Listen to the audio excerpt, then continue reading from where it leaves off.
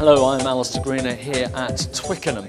Now, this isn't the place you would think to be talking about travel and transport, but this morning we met along with business leaders in West London for the West London Business Travel and Transport Seminar over a breakfast meeting to hear from various members of the community, to hear what their views were as they put questions to our panel. We've just heard from John Holland Kaye, who's the Chief Executive of Heathrow, and this is what he had to say. Today we're talking about connections, and that's something, of course, that is what Heathrow does. We connect Britain to all the growing markets of the world, 82 long-haul destinations served from Heathrow, and I suspect, who here flies from Heathrow regularly or does business through that? There you are, you know what you're doing. And I hope that you will have seen over the years while you've been travelling through Heathrow that we have been getting better. We have been delivering a better service for passengers, and that is what we are here to do. We're here to give passengers the best airport service in the world. And as Andrew alluded to, we have been focusing on improving your journey. Our satisfaction levels now are higher than they've ever been. We're regularly now rated by you as the best major airport in Europe. We want to go further. We want to deliver the best airport service in the world. So we want to take on people like Changi and in Singapore and Hong Kong, who are generally seen as being the gold standard for airport service. Public transport is a core part of your journey. Your journey, wherever you're going in the world, starts when you leave home or work and finishes when you get to your end destination. So it's not just about making sure you have a smooth and painless journey going through the airport. We need to think about how we get you into the airport. And with 75 million passengers a year choosing to use Heathrow, we have nearly 250,000 people every day travelling through. It's a massive logistical exercise, nowhere near the challenge that TfL have. But we have some advantages. We have a pretty smooth level of business through the day, so for most of our passengers, they're travelling throughout the period between probably 5 o'clock in the morning and about 10 o'clock at night. So we have a fairly steady flow. That makes it much easier to manage the logistics. But it's not just about the 250,000 passengers, it's also the 75,000 people who work at Heathrow. And again, their work patterns are spread throughout the day, although there are clearly peaks. We have shift patterns, so they create their own peaks. And of course, we have people who are working regular office hours, so the same time that lots of other people are trying to use local roads and local transport, we have a lot of people at the airports trying to do the same thing. And we work hard to try to manage that. And we're fortunate that we are at the heart of a very strong transport network today. Being supported by 5 motorways is a huge advantage for us, and it gives us both capacity on the roads but also huge resilience. If the M3 is blocked, then many people can choose to use the M4. If the M4 is blocked, many people would use the M40. And then, of course, there are roads as well, and that gives us enormous flexibility when dealing with many of the challenges we have. And it also means that we are a fantastic interchange point for people coming by bus and coach. The Central Terminal bus station at Heathrow is the biggest bus and coach station in the UK. It's just slightly bigger than Victoria Coach Station because we're so well placed at the west of London for people coming from all across the UK, both wanting to get a flight but also wanting to connect with other locations. And of course that's a huge asset for people living in the local area. If you want to go anywhere in the UK, come to the bus station and we can get you there. It's an enormous resource for local people. And of course we have a huge local bus network as well. We have something like 31 local bus services that support the airport. And increasingly we are working with local providers to offer that service 24/7, reflecting the shift patterns of many people who work around the airport. And that, of course, is a great resource for local people as well, whenever you might be travelling around. And so that's something that we've got just under half of all of our buses are now operating 24/7. So that's a great resource. So as you can see, we're trying to get as many people out of their cars and onto public transport as we can. And rail, of course, is a huge element of that. We are fantastically connected to central London today, and with Crossrail we'll be even better connected in the future. The challenge, of course, is where do we go next? But today we have the Piccadilly line, we have the Heathrow Connect line, which supports a lot of the regional centres to the west of London, and we have Heathrow Express, which is a prime commuter line. And we've invested very significantly in that rail network.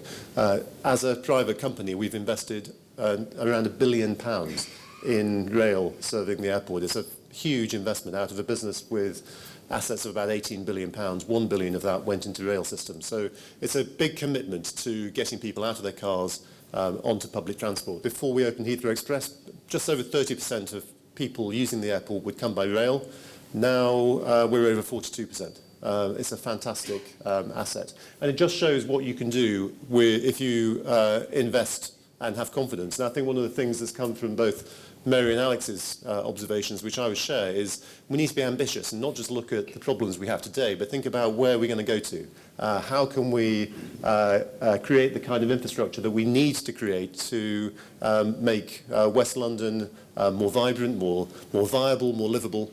And rail has a big part to play in that. If we give people the choice of getting out of their car and going by rail or using other forms of transport, they will do so. It took me over 45 minutes to get here from the airport. By rail, it could have taken 20 minutes. I would certainly be choosing rail if I had the choice. But today, this part of London is cut off from our biggest employment centre. And those are the kind of things that we need to address. And Mary's given us some thoughts on how we can do that. So we're doing a lot today. And it's not just about trying to make it easy for people to get into the airport. It's also about addressing the point that Alex raised, air quality and congestion.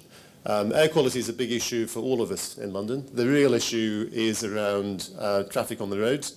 Heathrow itself meets all EU air quality targets, but the M4 doesn't. And we are doing our bit to make sure that we can work with local councils, with TfL, with other agencies, to make sure that the M4, along with the rest of London, comes within EU air quality standards. And the good news is that DEFRA are forecasting that will happen by 2020, and as a result of the kind of things that Alex has talked about.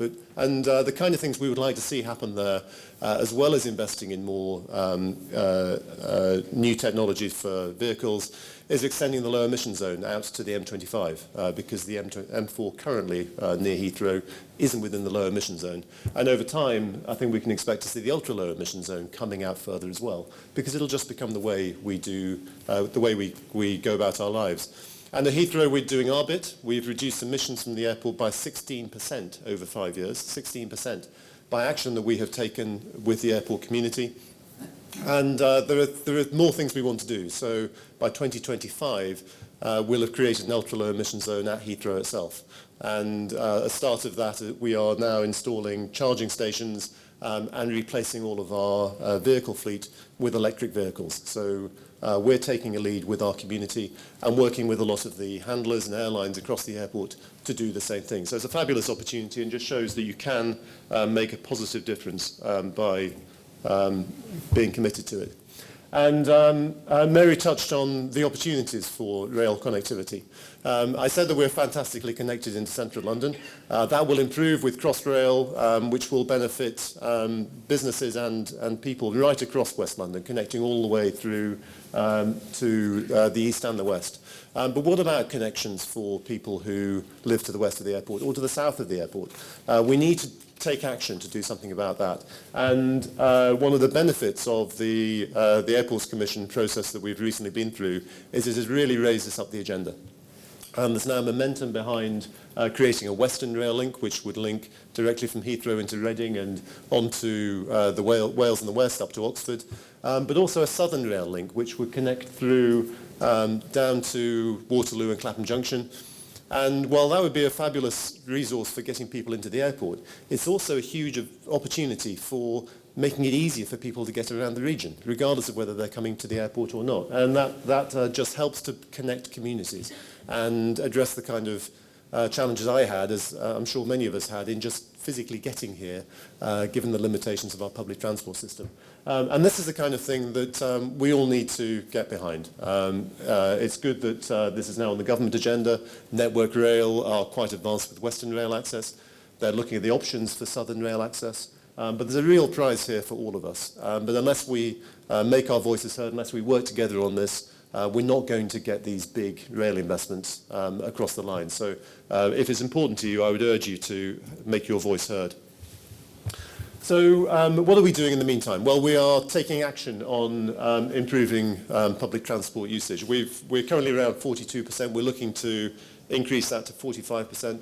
Without big infrastructure investment, that is a challenging target. That's another 3 million people using public transport. But the kind of things we're doing are cut across a wide range of things. Providing more buses at more convenient times is one of them. We are investing in cycling. We actually have one of the largest cycling schemes in the UK. One of my colleagues who lives just near Twickenham cycles into work in the summer. She chooses not to do it in the winter for obvious reasons, but in the summer that's become her normal way of transport. And we put a lot of investment into that, encouraging people to travel safely and working with local councils to improve the safe cycle paths. We also have the biggest car share scheme in Europe. And it's surprising how popular car sharing has been, but it's meant that we've taken the percentage of people who work at the airport coming to car with single use down from 80% to around 50%. It just shows how much you can achieve when you set your mind to it, and we're looking to go further. I often car share myself. I have a colleague who lives close to me, and we join up together, and you can see how quickly you can make a difference to both congestion and air quality by taking those kinds of steps. And we've recently launched an app where any of our colleagues can do a bit of matchmaking with somebody who lives close to them who is making the same journey. Who knows where it might lead? It might be literal matchmaking, but it's intended simply as a way of sharing a car journey. And it's surprising, you don't normally get to know who lives close to you in an airport the size of Heathrow, and yet it's remarkable how many people there are who are not looking for love, but looking for companionship and sharing the cost of travelling. So that's been phenomenally successful. And we're also working on improving the passenger perceptions of surface access. One thing that you may have seen that we've started doing, we frequently get challenged over the cost of Heathrow Express. People like to talk about it as being the most expensive rail service in the UK. In spite of that, at peak times it is absolutely packed. So it's clearly meeting a need. But there are times of day when it's not packed, and weekends and in the middle of the day it's quieter. So we've started to take advantage of that and encourage people to use the train when it's not so busy. So we've made it free for people who work at the airport to travel at off-peak periods and the weekends. And that's been a really good way of encouraging more colleagues to get out of their cars and onto Heathrow Express. We've made Kids Go free permanently, so if you're travelling at a weekend or if you're travelling with your family, it's a fabulous good value. And if you book in advance, you can now get a ticket for only £5.50 travelling at the weekend. That is fabulous value, and I think not dissimilar to the kind of rates that you'd be paying elsewhere in the London transport network. So we're taking steps to encourage more people to use the assets that we have for the rail network that we manage, and also our bus network. We've got a plan for change. It's a 3-year plan, but there's a lot that's going on this year. I've touched a little bit about Heathrow Express. We've been refurbishing the central bus station, working with Network Rail on the Western Rail link, and of course working with people like TfL on the wider network strategy. And we also have a £1 million local transport development fund, so we're working with local councils and bus companies on how we can help to support people coming into the airport by public transport. So there's a lot we can do, but the key to this for me is working together, having a common plan, because a really well-connected West London won't be delivered by just one organisation or borough trying to do what's right for them. It's by us all working together on an integrated plan. And the opportunity we have here is that we create a really tightly connected local infrastructure which supports the sustainable development of our region. That's better quality of life, better jobs, and better development, providing the homes and the work where people need it, close to public transport links. And I think TfL and the City Hall, ourselves, the DFT, and the local councils working together can really make a sea change in the way in which West London is connected. Thank you very much.